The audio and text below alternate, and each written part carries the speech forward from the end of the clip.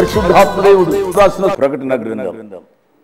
ఈ గ్రంథమును చదువువాడును వాటిని విని ఇందులో వ్రాయబడిన సంగతులను గైకును వారును ధన్యులు. ఈ సంగతులను గూర్చి సాక్ష్యమిచ్చువాడు నేను త్వరగా వచ్చున్నానని చెప్పుచున్నాడు. ఆమేన్. ప్రభువైన యేసు రమ్ము అని ఆ ప్రభువును ఆహ్వానిస్తూ ప్రకటన గ్రంథాన్ని మనం ధ్యానం చేసుకుందాం. క్రీస్తు యేసు పరిశుద్ధ నామాన్ని బట్టి మీ అందరికీ శుభాశీస్సులు. ఎలా ఉన్నారు? నూతన సంవత్సరంలో మన తోడు ఎవ్వరున్నా లేకపోయినా జీవం కలిగిన దేవుడు మన తోడున్నారు అనే ఆత్మీయ అనుభవంలోకి మనం నడిపింపబడుతున్నామా, లేకపోతే ఒంటరిగా ఉన్నామని భయపడి మనం జీవిస్తున్నామా? జీవితం దేవుని నవల వంటిది. అది దేవుడే రాస్తే ఎంతో అద్భుతంగా ఉంటుంది. మానవ ప్రయత్నము చేస్తే భయాలతోని, కృంగుదలతోని, నిరాశ నిస్పృహతోని ఉంటుంది. ఇంత గొప్ప ఆత్మీయ సత్యాన్ని తెలుసుకొని దేవుడు మన తోడు ఉన్నారు అనే ఆత్మీయ అనుభవంలోకి మనం నడిపింపబడాలి అని అంటే ఈ రక్షణ సువార్త విని రక్షణ పొందాలి. ఇంత గొప్ప అవకాశాన్ని సద్వినియోగం చేసుకొని కోట్లాది ప్రజలు ఈ రక్షణ సువార్త వినేటట్టు వారు వెళ్ళలేకపోయినా వెళ్ళేలాంటి యేసునచల పరిచర్యను ప్రోత్సహించి బలపరిచిన మా ప్రియులు, మా ఆప్తులు, ఒక సిస్టర్ గారు, వారు ఒంగోరు వాస్తవ్యులు. పేరు మేము చదవకపోయినా దేవుడికి తన పేరు తెలుసు, తన కుటుంబంలో ఉన్న ప్రతి ప్రార్థన అవసరత తెలుసు. అమ్మగారి కొరకే ప్రత్యేకంగా ప్రార్థిస్తాం. ప్రేమ నమ్మకం కలిగిన మా ప్రియ పరలోకపు తండ్రి, జీవం కలిగిన మా దేవ, ఈ తల్లిగారి కొరకే ప్రార్థిస్తున్నాం తండ్రి. ఈ కుటుంబాన్ని మీరు దీవించి ఆశీర్వదించండి. మీ ద్వారా ప్రేరేపింపబడి చేసిన సహాయాన్ని బట్టి ప్రభువా, మా సొంత నిర్ణయాలు, సొంత ఆలోచనలు, స్వార్థపూరితమైన జీవితంలో మేము జీవించకుండా మీ నడిపింపులో జీవించే ఆత్మీయ అనుభవంలోకి నడిపించే ఈ గొప్ప సువార్తని ప్రభువా అమ్మగారు మీ ద్వారా ప్రేరేపింపబడి చేసిన సహాయాన్ని బట్టి, అమ్మగారిని బట్టి, తనకిచ్చిన కుమార్తె, ఇద్దరు కుమారులను బట్టి మీకు స్తుతులు, స్తోత్రాలు. ఈ కుటుంబాన్ని మీరు దీవించి ఆశీర్వదించండి. ఈ కుటుంబంలో ఉన్న ప్రతి ప్రార్థన అవసరతను మీరు నెరవేర్చి బలపరిచి నడిపించమని మేము వేడుకుంటున్నాం. ఈ కుటుంబానికి ప్రభువా, ఈరోజు ఈ వాక్యం వింటున్న ప్రతి బిడ్డకి, ఈరోజు ఈ వాక్యం విని రక్షణ తీర్మానం తీసుకోబోతున్న బిడ్డలకి మీ ద్వారా ప్రేరేపింపబడి ఇస్తున్న వాగ్దానం, ఆజ్ఞ, సూక్తి తండ్రి, భయపడకుడి యెహోవా మనకు తోడై ఉన్నాడు. సంఖ్యాకాండం 14:9. అదేవిధంగా ఆజ్ఞ, భయపడకుడి. సంఖ్యాకాండం 14:9. సూక్తి, జీవితం దేవుని నవల, అతను దానిని వ్రాయనివ్వండి. తండ్రి, అవును ప్రభువా, మా జీవితాన్ని మా సొంత ఆలోచనలు, సొంత నిర్ణయాలు, స్వార్థపూరితమైన ఆలోచనలతో మేము జీవించకుండా మీరు మా జీవితాల్లో తోడై ఉన్నారని, మీ నడిపింపులు మేము జీవించే ఆత్మీయ అనుభవంలోకి నడిపింపే గొప్ప అవకాశాన్ని ప్రభువా ఈ లోకమంతా వినేటట్టు ఒంగోలు నుంచి సిస్టర్ గారు, వారి కుటుంబం చేసిన సహాయాన్ని బట్టి కుటుంబాన్ని, ఈ వాక్యం వింటున్న ప్రతి బిడ్డని, ఈరోజు రక్షణ తీర్మానం తీసుకోబోతున్న ప్రతి బిడ్డని నిండుగా మెండుగా దీవించుమని యేసు నామం అడిగి వేడుకున్నాం తండ్రి. ఆమెన్. Praise the lord. ఎలా ఉన్నారమ్మా? ఎలా ఉన్నారు బాబు? మన వారు ఎవరైనా ఆసుపత్రుల్లో ఉన్నారా? అనారోగ్యంగా ఉన్నారా? ఆ విషయాలు దయచేసి మాకు తెలియపరిచారా? మీరు తెలియపరిచి ఉంటే తప్పనిసరిగా మీ కొరకు ప్రార్థన చేస్తున్నామనే విషయాన్ని జ్ఞాపకం చేస్తున్నాను. ఎవరైనా భర్తలను పోగొట్టుకున్న విధవరాండ్రు కానీ, భార్యలను పోగొట్టుకున్న తమ్ముళ్ళు కానీ, బిడ్డలు కానీ ఉంటే దయచేసి మాకు రాస్తూ ఉండండి. అటువంటి వారి కొరకు ప్రత్యేకంగా ప్రార్థించాలి అనే భారం మాకుంది. అనాథులుగా ఉన్న బిడ్డల కొరకు ప్రార్థించాలనే ప్రత్యేక భారం మాకుంది. దయచేసి అటువారు మాకు తెలియపరచుమని ప్రభు పేరిట మనవి చేస్తున్నాను. దేవుని వాక్యాన్ని వినే భాగ్యాన్ని ప్రభువారు మనకిచ్చినందుకై నిండు హృదయంతో ప్రభువారిని స్తుతిస్తూ దేవుని వాక్యాన్ని శ్రద్ధగా వినాలని ప్రభు పేరిట మనవి చేస్తున్నాను. దేవుని యొక్క వాక్యాన్ని విందాం. దేవుని వాక్యాన్ని వినడానికి ముందుగా ప్రార్థన చేసుకుని దేవుని యొక్క వాక్య ధ్యానంలోనికి వెళదాం. దయచేసి వీలున్న వారు మోకరించండి. ప్రార్థన చేస్తున్నాను. మమ్మల్ని మిక్కిలిగా ప్రేమించిన మా ప్రియ పరలోకపు తండ్రి, వందనాలు, స్తోత్రాలు. నీ కుమారుడు మా రక్షకుడు యేసు ప్రభు వారికి నామ పేరిట మీ కృపాసనాన్ని సమీపించే భాగ్యాన్ని మీరు మాకు ఇచ్చినందుకై వందనాలు, స్తోత్రాలు నాయనా. మాకంటే శ్రేష్ఠులు, విద్యావంతులు, అందచందాలు కలిగిన వారు, ఆస్తిపరులు అనేక మంది కాలగర్భంలో గతించిపోతున్నారు నాయనా. మమ్మల్ని సజీవంగా ఉంచారు అనంటే కేవలము మీ కృప కనికరాలే కారణమని నిండు హృదయంతో మిమ్మల్ని స్తుతిస్తున్నాం, ఆరాధిస్తున్నాం, కొనియాడుతూ ఉన్నాం, పూజిస్తున్నాం నాయనా. దేవా మీకు స్తోత్రాలు. అనారోగ్యంగా ఉన్నప్పటికీ కూడా ప్రార్థనలో తల వంచి పాల్గొంటున్న ప్రతి బిడ్డను మీ కృపా హస్తాలకు అప్పగిస్తున్నాం. మీ గాయపడిన హస్తం చేత వారిని ముట్టి స్వస్థపరచుమని అడుగుతున్నాను నాయనా. కొంతమంది నాయన ప్రార్థనలో పాల్గొంటారు, కానీ వారి హృదయాలు బరువుగా ఉండి ఉంటాయి నాయన. శాంతి లేక, సమాధానం లేక, సంతోషం లేక, సంతృప్తి లేక ప్రభు అనేక కుటుంబాలు నలిగిపోతూ ఉన్నాయి నాయన. అట్టి బిడ్డలను నాయన మీ కృపాసనము దగ్గరికి తీసుకుని వస్తున్నాను ప్రభు. మా బిడ్డలను కనికరించండి నాయన, మా బిడ్డలను కనికరించండి ప్రభువా. ఒకరినొకరు అర్థం చేసుకుని వారి జీవితాలు మీ కృపలో శాంతి సమాధానంతో, సంతోషము సంతృప్తితో జీవించే కృపానుభవం దయచేయండి నాయన. నిరుద్యోగులుగా ఉన్న మా బిడ్డలను జ్ఞాపకం చేసుకుంటున్నాం. వారి ఉదర పోషణార్థ నిమిత్తము ఒక ఉద్యోగాన్ని వారు చదువుకు తగినట్టుగా దయచేయమని అడుగుతున్నావు నాయన. యవనస్తుల కొరకై ప్రార్థన చేస్తున్నావు నాయన. కాలేజీ విద్యార్థినుల కొరకై ప్రార్థన చేస్తున్నాం ప్రభువా. వారు చదువుతుండగానే మిమ్మల్ని తమ సొంత రక్షకులుగా అంగీకరించే అనుభవాలు దయచేయండి నాయన. ఎంతోమంది తల్లిదండ్రులు పేదరికంలో బిడ్డలను చదివిస్తున్నారు నాయన. కానీ చాలామంది యవన బిడ్డలు ఇష్టానుసారంగా జీవిస్తూ వారి జీవితాన్ని పాడు చేసుకుంటున్నారు ప్రభువా. ఈ కృపావాక్యం ద్వారా మా బిడ్డలు గ్రహించి నాయన వారి జీవితాన్ని బాగు చేసుకునే కృపను దయచేయమని అడుగుతున్నాం ప్రభు. చేరువచ్చిన పిల్లలందరి కొరకై వందనాలు, స్తోత్రాలు నాయన. ఈరోజు వాక్య భాగం ద్వారా మాతో మాట్లాడండి. ఘనత మహిమ ప్రభావాలు మీరే పొందండి. యేసయ్య నామమున స్తుతించి ఘనపరిచి వేడుకున్నాము తండ్రి. ప్రార్థనలో పాల్గొన్న మీ అందరికీ నా ప్రత్యేక వందనాలు. దేవుడు ఈరోజు తన వాక్య సమృద్ధి చేత మిమ్మల్ని అందరినీ నిండారుగా దీవించునుగాక. ప్రకటన గ్రంథం 16వ అధ్యాయము 1వ వచనం. మరియు మీరు పోయి దేవుని కోపముతో నిండిన ఆ 7 పాత్రలను భూమి మీద కుమ్మరించుడని ఆలయంలో నుండి గొప్ప స్వరము ఆ 7 దేవదూతలతో చెప్పగా వింటిని. ఆ గొప్ప స్వరము యేసు ప్రభువారి యొక్క స్వరం. యేసు ప్రభువారు ఒక్కరే దేవదూతలకు ఆజ్ఞాపించగలిగిన దేవుడు. ఎందుచేతనగా యోహాను గారి చేతిలో ముద్రలు కలిగిన పుస్తకం ఉంది. ఆయన ఈ పుస్తకాన్ని చూచి ఈ పుస్తకాన్ని విప్పుటకైనను చూచుటకైనను యోగ్యుడెవడను కనబడనందున ఆయన ఏడుస్తూ ఉన్నారు. అప్పుడు ఏడుస్తూ ఉండగా ఒక ఆయన పెద్దల్లో ఒక ఆయన వచ్చి, ఏడవకము, దావీదు చిగురైన యూదాగోత్రపు సింహము ఈ 7 ముద్రలను తీసి ఆ గ్రంథమును విప్పుటకు జయం పొందారు కాబట్టి ఏడవద్దని ఆయనను ఓదార్చినట్లుగా మనం ధ్యానం చేశాం. 7 ముద్రలు విప్పబడ్డాయి, 7 బోరలు ఊదబడ్డాయి. తదుపరి ఇప్పుడు 7 పాత్రలు పోయబడుతున్నట్లుగా లేక కుమ్మరించబడుతున్నట్లుగా చూస్తాం. ఈ 7 పాత్రలతో ఈ యొక్క శిక్ష లేక 7 మహాశ్రమలు పూర్తి కాబోతుంది. ఇది చివరి శిక్ష రక్షింపబడని ప్రజలపైకి. వాక్యం వింటున్నా నా ప్రియ తమ్ముడు, నా ప్రియ చెల్లి, ఈ 7 మహాశ్రమల కాలంలో లేక అనుభవంలో నీవు ఉండకూడదు అనేది దేవుని యొక్క ఉద్దేశం. నీవు ప్రభు యొక్క రాకడ కొరకు సిద్ధపడాలి. నీవు అనేకులను సిద్ధపరచాలి. నువ్వు సిద్ధపడాలి అనగా యేసు ప్రభు వారిని నీ సొంత రక్షకునిగా అంగీకరించాలి. నేను పదే పదే చెబుతున్నాను, దయచేసి నా మాటను గ్రహించాలి. యేసు ప్రభు వారిని మీ హృదయాలలో స్వీకరించడం ద్వారా మీకు రక్షణానుభవం కలుగుతుంది. తద్వారా యేసు ప్రభు వారితో నిత్యత్వంలో ఉండడానికి అవకాశం దొరుకుతుంది. యేసు ప్రభు వారితో నిత్యత్వంలో ఆ నిత్య రాజ్యంలో ఉండాలి అనగా భూలోకంలో మనం సజీవంగా ఉండగానే సిద్ధపడాలి. దయచేసి చచ్చిపోయిన తరువాత తక్కుడో బిక్కుడో ఎవడో చూడొచ్చాళ్లే అని వేదాంతో మాట్లాడకూడదు. దయచేసి దేవుని వాక్యం ఘంటాపదంగా చెబుతుంది.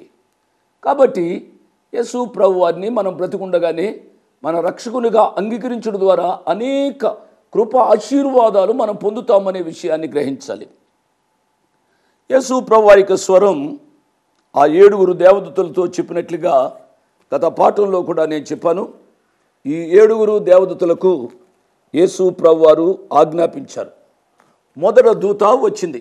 మొదట దూత వచ్చి 2వ వచనం, అంతటా మొదటి దూత వెలుపలకు వచ్చి తన పాత్రను భూమి మీద కుమ్మరింపగా ఆ క్రూర మృగము యొక్క ముద్ర గలవారికిని దాని ప్రతిమకు నమస్కారము చేయు వారికిని బాధాకరమైన చెడ్డ పుండు బుట్టెను.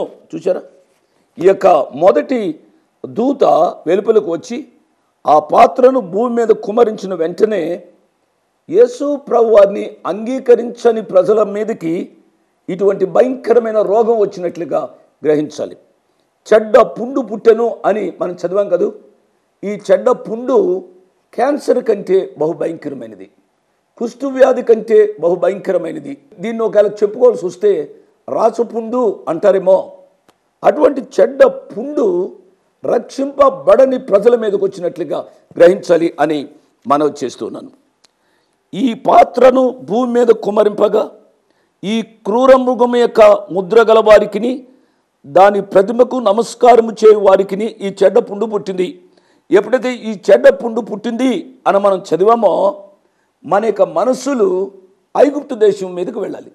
మోషే భక్తుడు ఫరో రాజు దగ్గరికి వెళ్ళి, ఫరో రాజా, దేవుడు మాకు సెలవిచ్చాడు, మేము ఐగుప్తు దేశాన్ని విడిచిపెడతాం, మేము వాగ్దాన దేశానికి వెళతాం, మమ్మల్ని పంపించు అని అంటే ఫరో రాజు సమ్మతించలేదు. చాలా మొండి వైఖరితో ఇశ్రాయేలు ప్రజలను పంపించకుండా ఉన్న పరిస్థితుల్లో ఐగుప్తు దేశం పైకి దేవుడు తెగుళ్ళు పంపించినట్లుగా మనకు తెలుసు. దరిదాపు 10 తెగుళ్ళు ఐగుప్తు దేశం మీదకి వచ్చాయి. ఈ 10 తెగుళ్లలో కొన్ని క్రమాలు మనం చూసినట్లయితే ఇప్పుడు ఏదైతే మనం చదివామో ఆ చెడ్డ పుండు పుట్టిన అనుభవం ఐగుప్తులోని ప్రజలు కూడా అనుభవించినట్లుగా మనం అర్థం చేసుకుంటాం. ఎక్కడ చూసినా పొక్కులుగా, దద్దురులుగా, దురద, చికాకు, బాధ. పిల్లరా, వారికి తినడానికి తిండి ఉండొచ్చు, కట్టుకునడానికి బట్ట ఉండొచ్చు కదూ. అయినప్పుడు కూడా వారి జీవితంలో సంతోషం లేదు. ఎందుచేతనగా ఎప్పుడు చూసినా గోకోవడం కనుక ఈ రీతిగా ఉండడం అనేది ఎంత అసహ్యమైన జీవితమో ఆలోచించాలి కదూ. ఇక్కడ మనం చూసినట్లయితే ఎవరికి ఈ చెడ్డ పుండు పుట్టింది అనేది మనం ఆలోచించినట్లయితే ఆ క్రూర మృగము యొక్క ముద్ర గల వారికిని దాని ప్రతిమకు నమస్కారము చేయువారికిని. విన్నారు కదా. ఇంతకుముందు మనం చదివాం ప్రకటన గ్రంథం 13వ అధ్యాయంలో మనం చదివాం. ఏమని చదివాము? ఆ క్రూర మృగము యొక్క ముద్ర గలవారికి దాని ప్రతిమకు నమస్కారము చేయువారికి ఎన్నో రాయితీలు ఇవ్వబడ్డాయి. అటువంటి ముద్ర వేయించుకున్న వారికి క్రయ విక్రయాలు చేయుటకు వారికి అధికారం ఇవ్వబడింది. వారికి ఏదంటే అది ఉచితముగా బజారుల్లో దొరుకుతూ ఉన్నట్లుగా చూస్తాం. ఎవరి యొక్క నొసటపై, ఎవరి యొక్క కుడి చేతిపై ఈ 666 లేదో వారు ఎంతో హీనంగా చూడబడ్డారు, ఎన్నో కష్టాలకు గురి అయ్యారు. కానీ ప్రియులరా, ఇప్పుడు మనం చూసినట్లయితే ఈ యొక్క తీర్పు కాలంలో మనం చూసినట్లయితే ఈ 7 ఏళ్ల మహాశ్రమల కాలంలో మనం చూసినట్లయితే ఆ ముద్ర కలిగిన వారు చెడ్డ పుండు వారికి పుట్టి బహుభయంకరమైన బాధలోనికి వచ్చినట్లుగా గ్రహించాలి. నా ప్రియ తమ్ముడు, నా ప్రియ చెల్లి, ఒక విషయాన్ని గమనిస్తారా? నొసట కుడి చేతి మీద ముద్ర కలిగిన వారు క్రయ విక్రయాలు చేయవచ్చు. వారికి తినడానికి తిండి ఉంది, వారు కట్టుకోవడానికి బట్ట ఉంది, వారు సుఖంగా జీవించడానికి అవకాశాలు ఉన్నాయి. కానీ గ్రహించవలసింది ఏమిటి అనగా ఆ రీతిగా జీవించే వారి యొక్క శరీరాలపై చెడ్డ పుండు పుట్టినట్లుగా గ్రహించాలి. ఆ పుండు ద్వారా వచ్చే బాధ వారికి ఎన్ని ఉన్నప్పుడు కూడా సంతృప్తి లేకుండా చేస్తోంది. నా ప్రియ తమ్ముడు, నా ప్రియ చెల్లి, నీ యొక్క జీవితంలో నాకు డబ్బు ఉంది, నాకు భూములు ఉన్నాయి, నాకు అన్నీ ఉన్నాయి అని విర్రవీగి జీవిస్తున్నావేమో. ఇవి నీ యొక్క జీవితంలో పనికొస్తాయా? చాలామంది ఇప్పుడు మాట్లాడుతూ ఉంటారు, బ్రదర్ నాకు అన్నీ ఉన్నాయి కానీ తినడానికి యోగ్యత లేదు. ఏదో రకమైన వేదన, బాధ కదూ. నీ యొక్క జీవితంలో అట్టి స్థితి తప్పించుకోవాలి. అది ఈ యొక్క ప్రసంగాల సారాంశం ఏమిటి అనగా అటువంటి దుస్థితి నీ యొక్క జీవితంలో కలగకుండా ఉండాలి అనగా ఆ క్రూర మృగము అనగా క్రీస్తు విరోధికి, ఆ ప్రతిమకు అనగా విగ్రహారాధనకు, ఆ సంఖ్యకు అనగా 666 అనే అపవాది ముద్ర నీ యొక్క జీవితంలో లేకుండా జీవించాలి అని దేవుని యొక్క వాక్యము సెలవిస్తోంది. కాబట్టి ఆ రీతిగా ఆ ప్రతిమకు నమస్కారము చేయు వారికి బాధాకరమైన చెడ్డ పుండు పుట్టుడు ద్వారా వారికి అన్నీ ఉన్నాయి కానీ సంతోషము, శాంతి, సమాధానం లేనట్లుగా మనం చూస్తాం. కొంతమంది అంటూ ఉంటారు, బ్రదర్ నాకు అన్నీ ఉన్నాయి కానీ ఎందుకో నా జీవితంలో శాంతి లేదు, సమాధానం లేదు, ఏదో రకమైన భయం నన్ను పీడిస్తూ ఉంది. నా ప్రియులరా, శాంతి కావాలా? సమాధానం కావాలా? నీ జీవితానికి అర్థం కావాలా అంటే యేసు ప్రభు వారి దగ్గరికి రా. ఆయనే శాంతి ప్రదాత, ఆయనే సమాధానకర్త. నీ జీవితానికి అర్థం ఇచ్చేవాడు యేసయ్య. నా జీవితం కూడా ఒకనాడు పేదరికల్లో ఏదో వట్టిగా జీవిస్తున్నా నా బ్రతుకును మార్చాడు యేసయ్య. నా జీవితానికి అర్థం ఇచ్చాడు యేసయ్య. నా జీవితంలో ఏమీ లేకపోయినప్పటికీ కూడా శాంతి సమాధానాలు ఇచ్చాడు. ఉన్నదానితో సంతృప్తి పడే కృపా భాగ్యాన్ని ప్రభువారు నా జీవితంలో ఇచ్చారు అండి. నాకు మేడలు మిద్దులు లేకపోవచ్చు, పెద్ద పెద్ద ఖరీదులు కలిగిన కార్లు లేకపోవచ్చు, మానవుడు సుఖముగా జీవించే ఆ సుఖ సౌకర్యాలు నా యొక్క జీవితంలో లేకపోవచ్చు, కానీ ఆ ప్రియ ప్రభు ఉచితముగా నాకు అనుగ్రహించిన ఆ శాంతి సమాధానం, నా ప్రభు శాంతి ప్రదాత, ఆయన సమాధానకర్త ద్వారా పొందే భాగ్యాన్ని ఇచ్చారు. దానికంటే ఇంకేమి కావాలి? నీ యొక్క జీవితంలో ఎన్నడూ కూడా ఆ క్రూర మృగమైన క్రీస్తు విరోధికి కానీ, దాని యొక్క ప్రతిమకు కానీ, లేక ఆ సంఖ్యకు కానీ లోబడక జీవించుమని ప్రభు పేరిట నేను మనవి చేస్తున్నాను. మంచిది. 3వ వచనం. 2వ దూత తన పాత్రను సముద్రములో కుమ్మరింపగా సముద్రము పీనుగ రక్తము వంటిది ఆయను. అందువలన సముద్రంలో ఉన్న జీవ జంతువులన్నీ చచ్చెను. ఈ మాటలు చదువుతుంటేనే మనకు భయం వేయాలి ప్రియులారా. ఈ మాట నేను చదివాను కదా, ఈ మాట నేను చదువును తదుపరి ఇంకా 2 వచనాలు చదవాలి. ఎందుకు చేతనగా ఇటువంటి సిమిలర్ ఎక్స్పీరియన్స్, ఇటువంటి అనుభవమే ఐగుప్తు దేశంలో ఫరో రాజు కాలంలో కూడా జరిగినట్లుగా మనకు తెలుసు. ఫరో కాలంలో మోషే భక్తుడు ఆ ఫరో దగ్గరికి వెళ్ళి, మేము యెరూషలేముకు వెళ్ళి మా దేవుణ్ణి మేము పూజించాలి, ఆరాధించాలి అని అంటే వదిలిపెట్టడు. అటువంటి పరిస్థితుల్లో ఇశ్రాయేలు ప్రజల పక్షంగా దేవుడు ఫరో ప్రజల మీదకి కొన్ని తెగుళ్ళు పంపించినట్లుగా మనకు తెలుసు. ఇటువంటి సిమిలర్ తెగులు వారు కూడా పంపించారు అండి. నిర్గమాకాండము 7వ అధ్యాయము 17వ వచనాన్ని నేను చదువుతున్నాను, చూడండి. కాగా యెహోవా ఆజ్ఞ ఏదనగా, నేను యెహోవానని దీనిని బట్టి నీవు తెలుసుకుందువని యెహోవా చెప్పుచున్నాడు. ఇదిగో నా చేతిలోనున్న ఈ కర్రతో నేను ఏటి నీటిని కొట్టుదును, అది రక్తముగా మార్చబడును.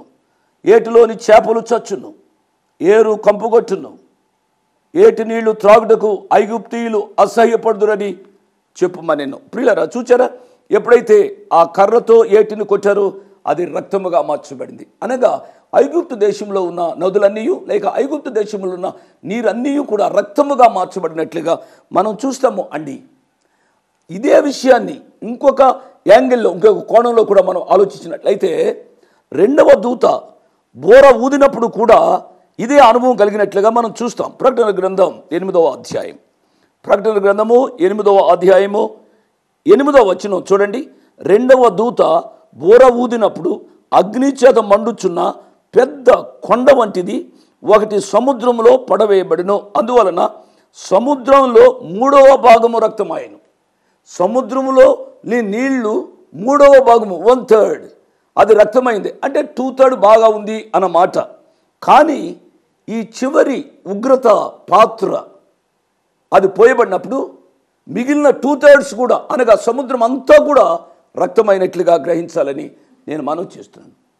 సముద్రంలో నీళ్లు దగ్గరికి వెళ్ళాలి అని అంటే నువ్వు రక్తాన్ని నీ దోషులతో తీసుకోవాలి. ఎంత బహుభయంకరమైన పరిస్థితితో నీవు ఆలోచించమని ప్రభు పక్షంగా నేను మనవి చేస్తున్నాను. పిల్లరా, పీనుగ రక్తం ఎలా కనబడుతుంది? నీళ్లే పీనుగ రక్తంలా ఉన్నాయి అని అంటే ఎక్కడ కెమికల్ ఫ్యాక్టరీ ఉంటుందో అక్కడ వదిలిపెట్టే నీరంతా కూడా రక్తంలా ఉంటుంది. ప్రియులారా, అది చూస్తే ఒక విధమైన జుగుప్స, అది పీలిస్తే ఒక విధమైన వాసన, అనారోగ్యం అన్నట్టుగా మనం చూస్తాం కదూ.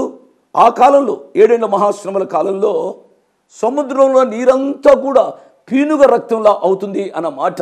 అందులో ఉన్న చేపలు చచ్చిపోతాయి, ఏదైనా పశువులు నీరు తాగితే చచ్చిపోతాయి. కనుక ఎక్కడ చూసినా కంపు కొడుతుంది. అక్కడ చచ్చిపోతే పశువులు అందులో చచ్చిపోతే అది ఉబ్బిపోయి చాలా అసహ్యంగా భయంకరమైన వాతావరణం అటువంటి పరిస్థితుల్లో ఉన్నట్టుగా మనం చూస్తాం. పిల్లరా, సముద్రంలో ఉన్న చేపలన్నీ చచ్చిపోయినప్పుడు ఎంత దుర్వాసన కొడుతుందో మీరు ఆలోచించాలని ప్రభు పక్షంగా నేను మనవి చేస్తూ ఉన్నాను. ఇటువంటి వాసన పీల్చుకోవాల్సిన దుస్థితి ఆ కాలంలో ఉన్న మానవులకు ఉంటుంది. ఈ దుస్థితిని మీరు ఒక్కసారి ఆలోచించాలి. నేను ఇది ఆలోచిస్తూ ఉన్నాను. సముద్రంలో నీరే రక్తమైపోతే, పీనుగు రక్తం వలె ఉంటే, ఆ సముద్రపు నీరు చేతనే ఉప్పు తయారు చేయాలి. ఇప్పుడు సముద్రం నీరు చేత ఉప్పు తెస్తే ఆ ఉప్పును మనం కూరల్లోనూ లేక ఆయా రీతిలుగా వాడుకుంటున్నాం. ఉప్పు లేనిదే మనం బ్రతకలేం కదూ. కాబట్టి ఇప్పుడు ఏమవుతుంది, సముద్రంలో ఉన్న నీరంతా రక్తమైపోయినప్పుడు ఆ రక్తపు నీళ్ళలోంచి ఉప్పు తయారు చేయాలి. అది ఉప్పు తయారు చేస్తే ఆ ఉప్పు కూరలో వేసుకుంటామా? ఆ ఉప్పు తినడానికి ఉపయోగపడుతుందా? ఈ విషయాలు ఆలోచించాలి. ఇటువంటి దుస్థితి మీరు తప్పించుకోవాలి అని అంటే, నా ప్రియ తమ్ముడు, నా ప్రియ చెల్లి, నా ప్రియ పాప బాబు, నీవు మారు మనసు పొందాలి. నీవు మారు మనసు పొందితే ఇటువంటి దుస్థితి నుండి నువ్వు తప్పించుకుంటావు అనే సత్యాన్ని నేను జ్ఞాపకం చేస్తున్నాను. ఎంత ప్రేమమయుడు అండి ఆ ప్రియ ప్రభు. నీకు ఉచితంగా ఇచ్చాడు. ఉచితముగా అనుగ్రహించి ఆ ప్రభువును తృణీకరిస్తావా? ఉచితంగా ఇచ్చేది నీకు లోకమైందా? నాకు లోకమైందా? మనకు లోకమైందా? దేవుడు లోకమయ్యాడా? ఆయన ప్రేమ మనకు లోకువా? ఆలోచించుమని ప్రభు పేరిట నేను జ్ఞాపకం చేస్తూ ఉన్నాను.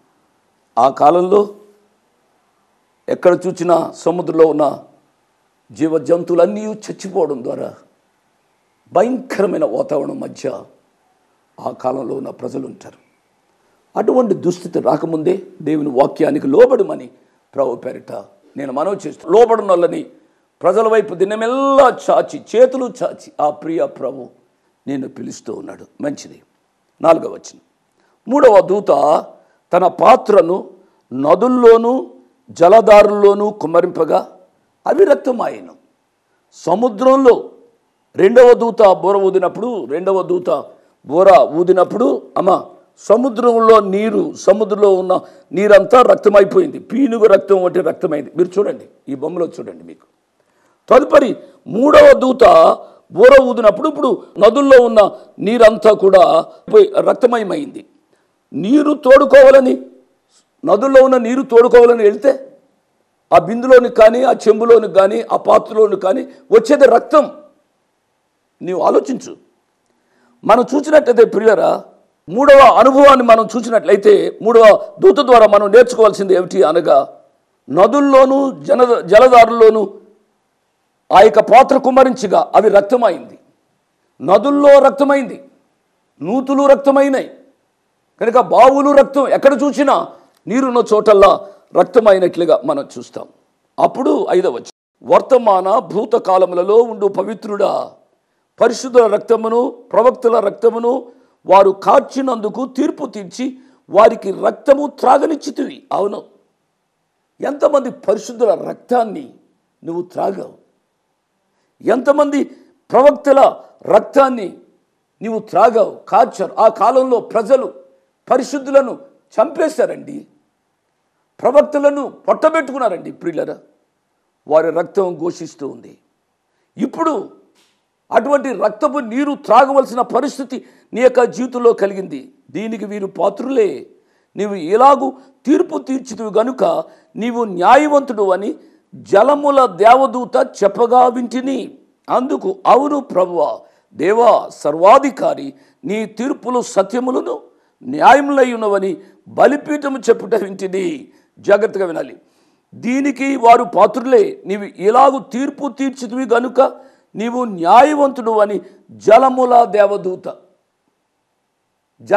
దేవదూత అంటే జలములను కాపాడే కోఆర్డినేటర్, జలములను కాపాడే అధికారి, జలముల దేవదూత. మనం ఇంతకుముందు చదివాం కదా, వాయువులను బిగబట్టే, వాయువులను సంరక్షించే దూత. వాయువులకు ఒక దూత, జలములకు ఒక దూత.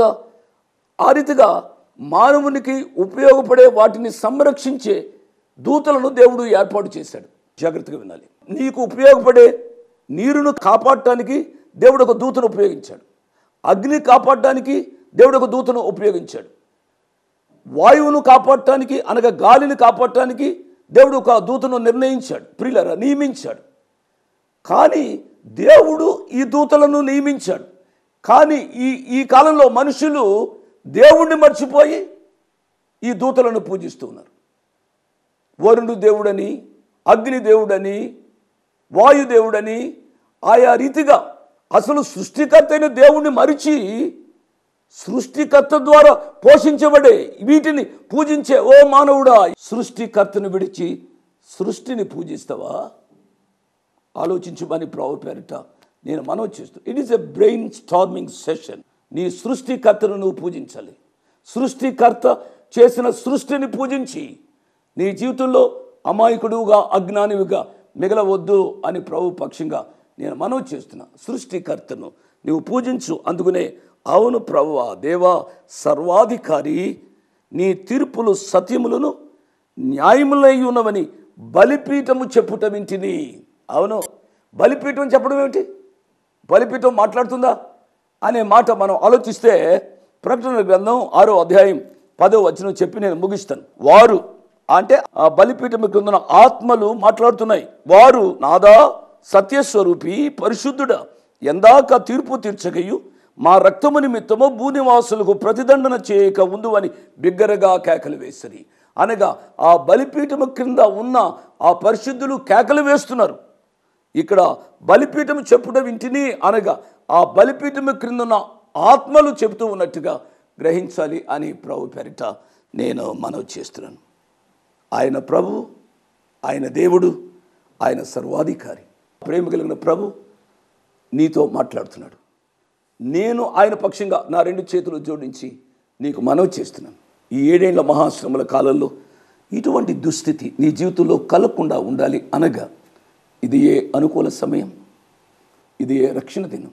ఈ కార్యక్రమాన్ని ముగిస్తున్నాను కాబట్టి నీవు ఈ కార్యక్రమం ముగించే లోపుగా ప్రభువా నేను ఇంకా పాప జీవితంలో జీవిస్తున్నాను ప్రభువా, సాతానుకు నా హృదయాన్ని ఇచ్చాను ప్రభువా, దయతో నన్ను క్షమించి నా హృదయంలోనికి నీవు రమ్మునైనా, నా హృదయాన్ని నీ స్వాధీనం చేసుకోనైనా, నీ సొత్తుగా నీ బిడ్డగా జీవించాలని ఆశపడుతున్నాను. నువ్వు ప్రార్థన చేస్తే ఇటు అనుభవం నుండి తప్పించబడి ఆ ప్రియ ప్రభుతో నిత్యత్వంలో ఉండడానికి ఆ ప్రభు తన యొక్క కృపనిస్తారు. అట్టి అనుభవము పరిశుద్ధాత్మ దేవుడు నీకు అనుగ్రహించునుగాక.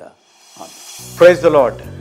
మీ ముందుకు రావడానికి ఒక ప్రాముఖ్యమైన కారణం, మేము ఈ టీవీ పరిచర్యని ఎందుకు ప్రారంభించాం, ప్రాముఖ్యంగా తండ్రి అయిన నాన్నగారు, కీర్తిశేషులైన నాన్నగారు జోష్ అన్నగారు ఎందుకు ప్రారంభించారు అనేది వారి మాటల్లోనే విందాం.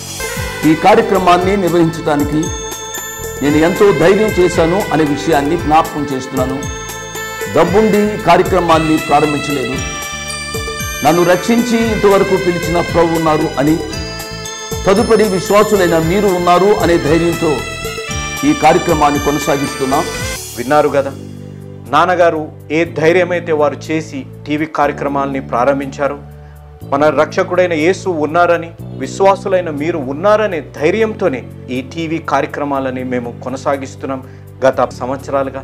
ఇక ముందు కూడా మేము కొనసాగించాలి అని అంటే మీలో విశ్వాసులైన మీరు, ప్రేరేపింపబడ్డవారు మీరు, వచనం వెంబడి వచ్చిన ధ్యానాలు జోషన్న గారివి, పాయింట్ వైజ్ ధ్యానాలు జాన్ స్పర్జన్ గారివి, హీరోస్ ఆఫ్ ది బైబిల్ అనే సిరీస్ ధ్యానాలు భక్త్ సింగ్ నావి కొనసాగేటట్టు మీరు ప్రేరేపింపబడితే, మీరు సహాయం చేసి మీరు నేరుగా నాతోని మాట్లాడవచ్చు.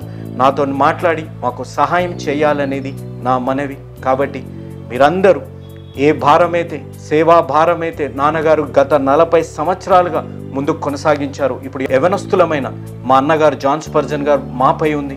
కాబట్టి మీరు కూడా ఏ విధంగా నాన్నగారిని అయితే ప్రోత్సహించారు, నాన్నగారిని ఆదరించారు, మమ్మల్ని కూడా ఆ విధంగానే ప్రోత్సహించి ఆదరిస్తారని నమ్ముచు సెలవు తీసుకుంటున్నాను. దేవుడు మిమ్మల్ని దీవించి ఆశీర్వదించునుగాక.